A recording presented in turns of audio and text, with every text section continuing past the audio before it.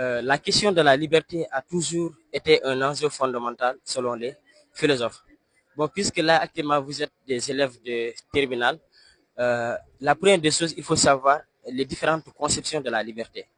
D'abord, il y a la liberté du libre arbitre. Par exemple, agir selon ta volonté. Bon, là, si pour l'opinion commune, euh, une telle liberté est l'absence totale de contraintes et de normes. On ne serait donc libre lorsqu'on contraint notre liberté par des règles et des normes. Bon, ici, euh, il faut agir selon ta volonté. Par exemple, il y a aussi la liberté du déterminisme. Là, nous allons éviter des auteurs comme Spinoza et tant d'autres philosophes.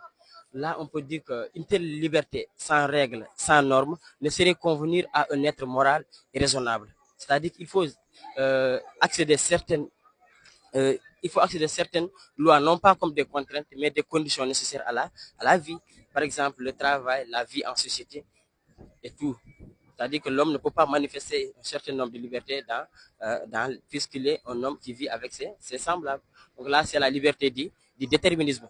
Il y a une autre conception de la liberté, celle du fatalisme.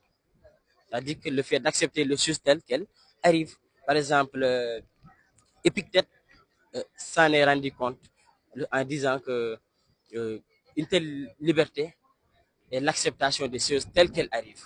Et non que nous voudrions que ces choses arrivent. Donc là, c'est l'acceptation de la nécessité.